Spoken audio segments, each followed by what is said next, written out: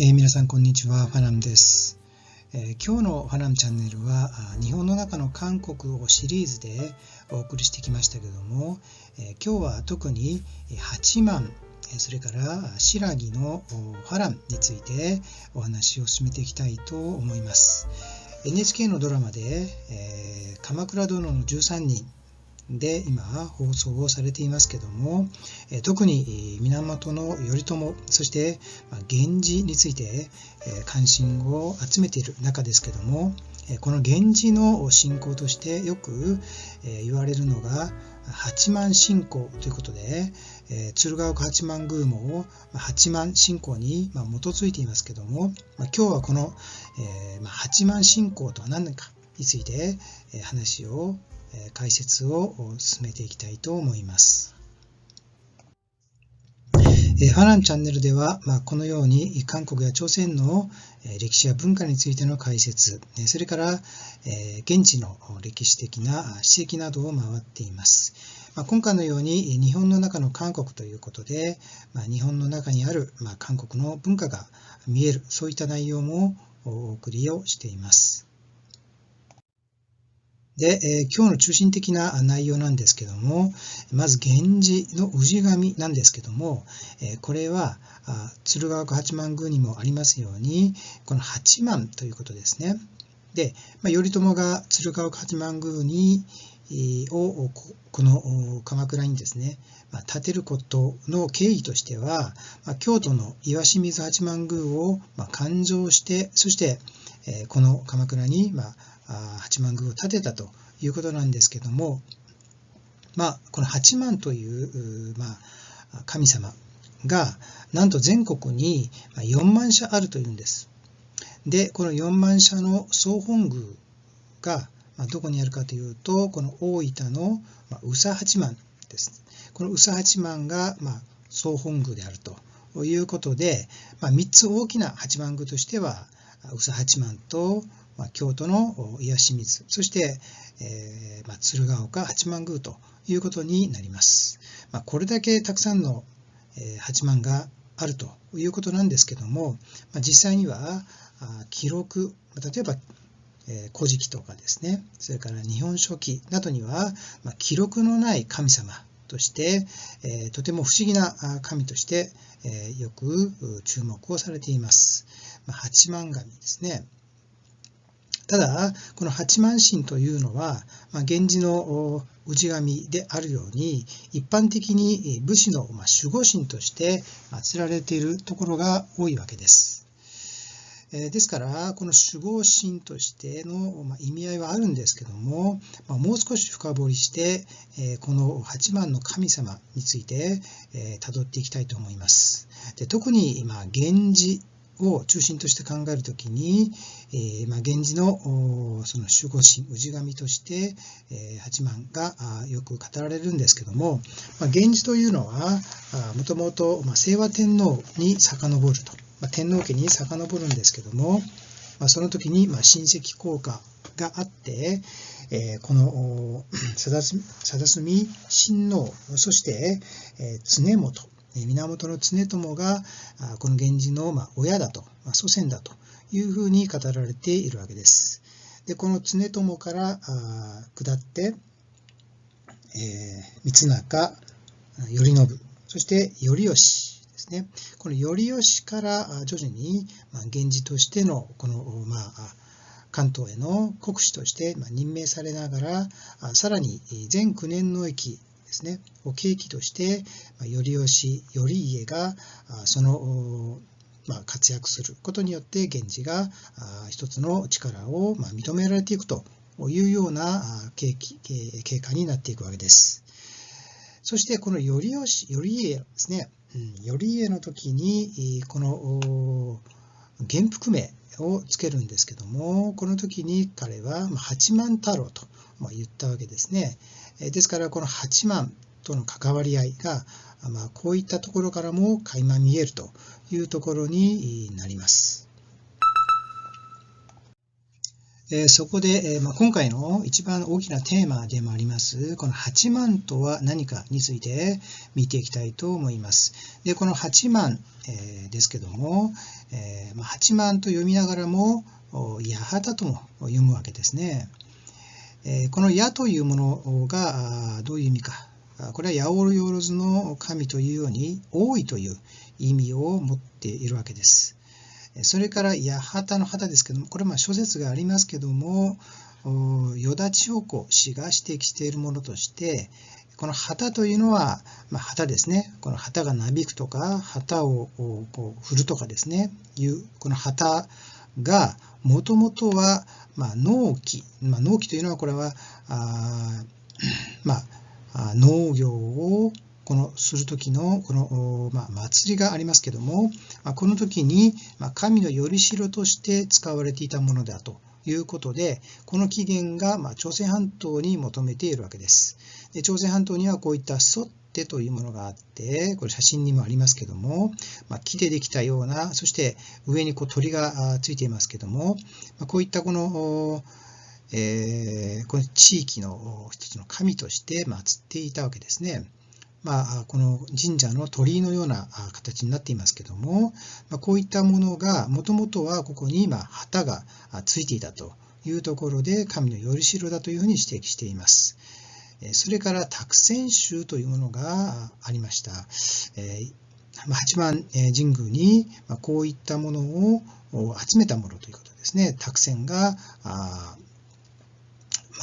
伝えられているものを集めたものなんですけども、この中に、こういった記事がありますね。唐国の木に初めて八竜の旗を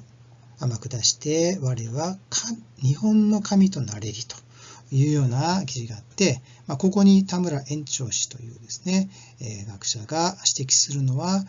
唐国ですね、というところからして、これは日本の神ではなかった、もともとですね。そして日本に来て、日本の神となったと。で、ここで注目するのは、旗を下してというですね。八竜ですから、8つの種類の旗ということですかね。それによって、日本の神として定着したというようなところが、まずヒントとして与えられるわけですね。それから、雨の日奉公という、この古事記の王神記に、王神天皇のところに、ありますけども、これはここの中にですね、王神記のこの雨の日奉公の中に、宝物を日本に持ってきたと。で、この宝物がヒレだったというんですね。波を起こすヒレとかですね、波を沈めるヒレ、風を起こすヒレとかですね、風を沈めるヒレというですね、こういったヒレが、ここにも出てくるんですけども、この雨の日奉公の物語を簡単に要約すると、新羅の首長の王様のですね、子供が雨の日奉公なんですね。で、これが日本に渡ってきたという経緯なんですけども、ある女性がこの川辺で寝ていたらですね、光が差し込んで赤い玉を産んだと。で、その赤い玉を雨の日奉公が持っていってですね、そして家に着いたら、その大きな玉がですね、赤い玉から人が生まれて、女性が生まれて、その女性と結婚したわけなんですけども、その時にその女性が、私はあなたの妻になるべき女ではありません。私の祖先の国に行こうと思いますと言って、この日本に渡っていったというんですね。で、その場所が浪速であったわけですね。で、雨の日奉公はその女性を追いかけて行くんですけども、探すことができなくて、田島の国、今の、兵庫県に、定着したというふうな内容なんですね。そういうところを考えると、ヒレというものがここに出てくるというところと、それからこの新羅というところが、一つの大きなヒントになるんではないかというところになります。で、八幡の神の性格なんですけども、祭神としてこの3つの神様が祀られています。で、一番大きなこの役割を果たしているのが王神天皇であるというところですね。姫の狼、それから神宮皇后。で、この神宮皇后が王神天皇のお母さんですね。神宮皇后がその身ごもってですね、そして王神天皇を身ごもりながら戦場に行っていくというところですね。で、この王神天皇なんですけども、この性格としてはよく言われるのは武神であると。武士の神だとしてよく祀られているんですけども、これどうしてなのかというところを考えるときに、その神をですね、祀っていた集団が、鉄器とか家事の優れた、その集団であったんではないかということにまず考えています。で、2番目が八幡大菩薩というふうにして、この神仏集合、明治時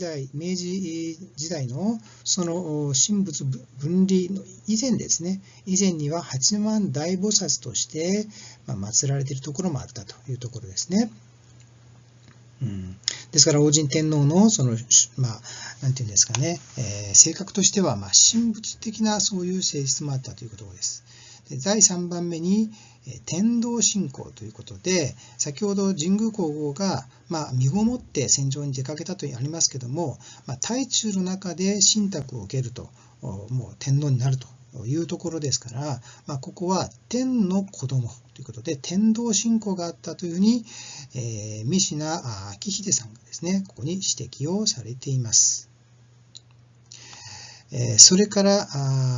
第4番目に神宮寺としての性格があって、これはもともと弥勒寺であったというところなんですね。ですからここに八幡の神の性格として一つの弥勒信仰がまず考えられるというところになります。はい、そこで先ほどの内容を総括しながら少し整理してみますと、ここにおいて新羅というものが登場してきました。それから弥勒、先ほど弥勒信仰というものが出てきましたけれども、まずですね、弥勒というものを押さえていくと、釈迦の入滅後に56億7005万年を経て人間世界に現れて民衆を救うという菩薩であるというふうに辞書には載っています。そういったものが関わっているというところですね。サンスクリットのマイトレーヤですね、が弥勒になったというところです。それから天道なんですけども、これは天から降りてきた子供というところで、先ほどのこの雨の日々の中にも、この沼にですね、この赤い玉が生まれてくるんですけども、この沼をアグ沼というんですね。アグとかアギというのは、これは韓国語で子供というふうなところで、こういった天からなんていうの、神秘的な子供が生まれるという信仰があったんではないかというところです。さらに少し補足をしておくと、この雨の日々の伝承の中に系図があるんですけども、少しここを見ていきたいと思いますね。で、雨の日々がその国にとどまって田島の又夫の娘で、その名を前摘というものを妻にして産んだ子は田島諸宿であると。その子が田島姫、その子が田島平滝、その子が田島森、次に田島日高、次に菅彦、この菅彦が田島の姫と結婚して産んだ子は菅の諸男、次に妹の菅鎌由富である。さて上に挙げた田島日高がその姪にあたる由富と結婚して産んだ子は葛城の高ぬか姫の命であると。で、この方は神宮皇后沖永太良姫の命の母であるというふうに書いてあるわけですね。ですから神宮皇后のその先祖というんですかね、祖先はこの雨の日々、新羅の王子であるというところがまず理解できるわけです。で、こういったところから考えると、この新羅の弥勒であったり天道であったりですね、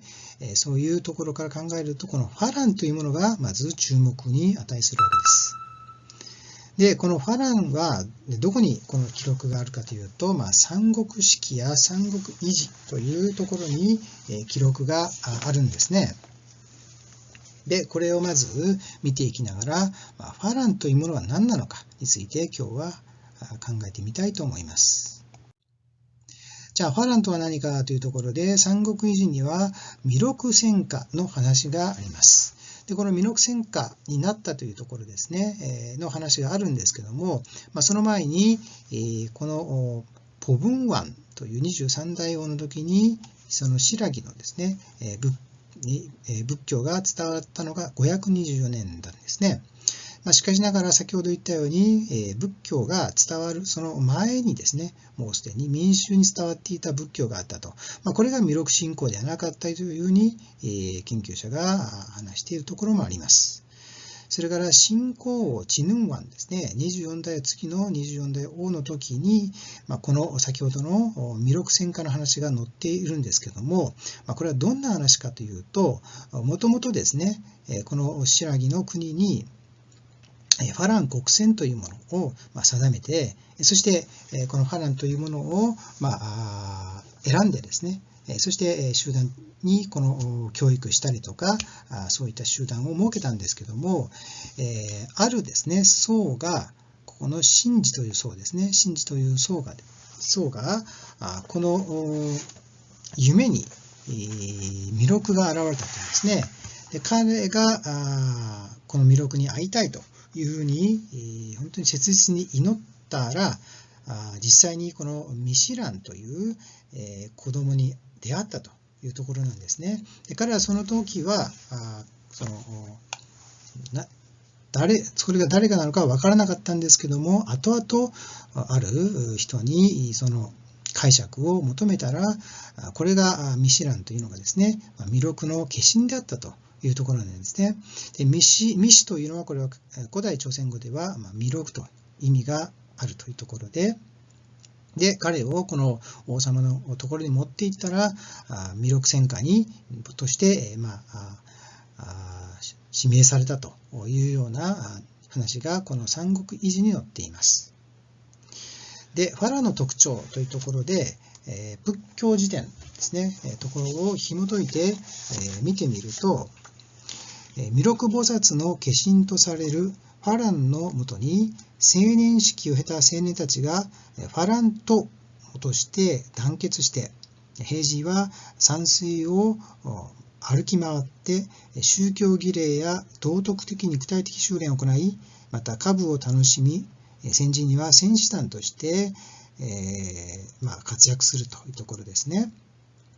で、こういった弥勒がファランの肉体を通じて現れるという点がですね、こういった弥勒下生信仰、下生というのは弥勒がこの、世界に現れるという意味なんですけども、こういったものがですね、ファランとして辞書的にはですね、載っています。そこでこのファランについての記事をこの三国志記からまず見ていきたいと思うんですけども、その後改めて美貌の男子を選び出してこれに化粧をさせて美しく装わせてファランと名付けましたというんですね。これを多くの若者が報じたと。その仲間たちが雲のように多く集まり、ある者は互いに道義を磨き、ある者は互いに佳楽を楽しみ、山地や水辺を巡り歩いて出かけていったというんですね。これがこういったこのファランに対する一つの記事として、チヌンワン、信仰王の記事として載っています。で、ミシナ明秀氏がですね、指摘している4つの内容を見ていると、まず1つ目が、歌舞融合する青年の社交クラブのようなものであったというんですね。歌を歌ったり踊ったりする、そういった社交クラブのようなもの。2つ目が国家有事、戦争の時には青年を報じて、先人に赴く、そういった青年集団、青年戦士団であったというところですね。ここら辺が武士とつながっていく内容かと思いますね。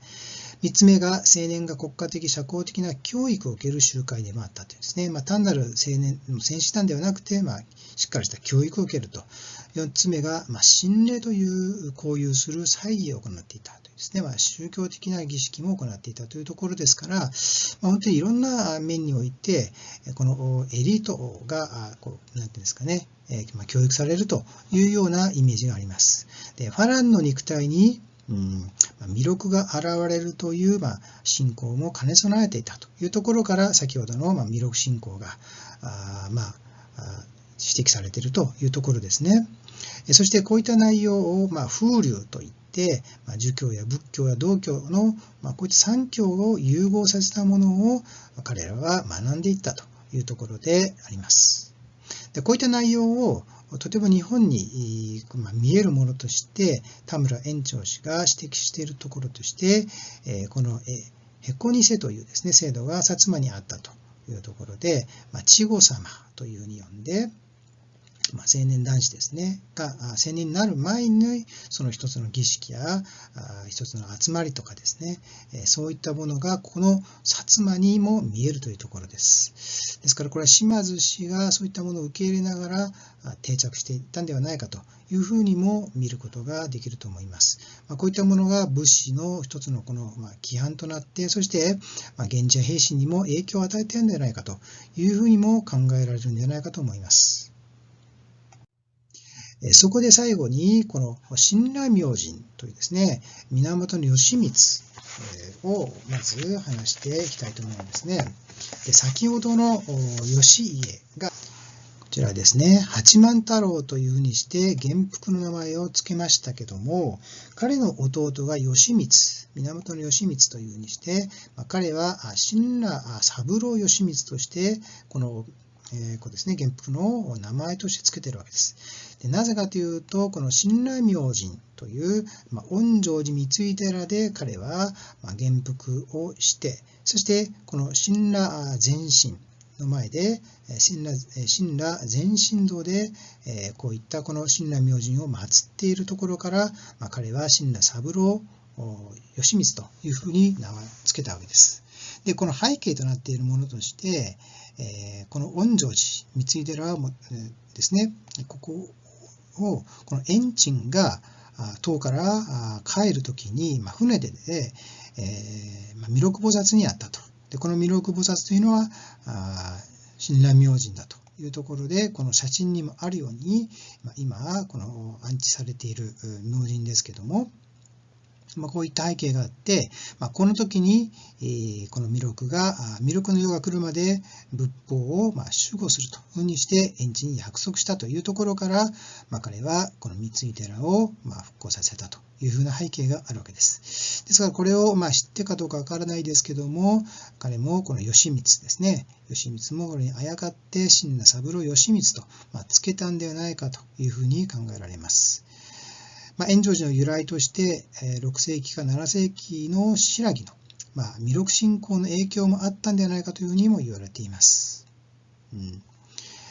ですから源氏ですね、義満やそれから義家などのこういった元服名を見ると八幡とか新羅三郎といった内容から見るとですね、何かしらこういった波乱やそれから弥勒戦果、そして弥勒信仰との関連や影響があったんではないかというふうにも考えられますし、それから八幡の性格としてはやはり弥勒、そして弥勒信仰、さらには波乱とのこういった性格があって、そして日本に来て八幡として定着していって、そして武士の武神としての神として称えられていったと考えられます。はい、今日は八幡についてお話を進めていきました。八幡とそれから新羅、それから波乱との関係についてお話解説をいたしました。長い間ご視聴ありがとうございました。チャンネル登録、そして高評価もよろしくお願いいたします。ありがとうございました。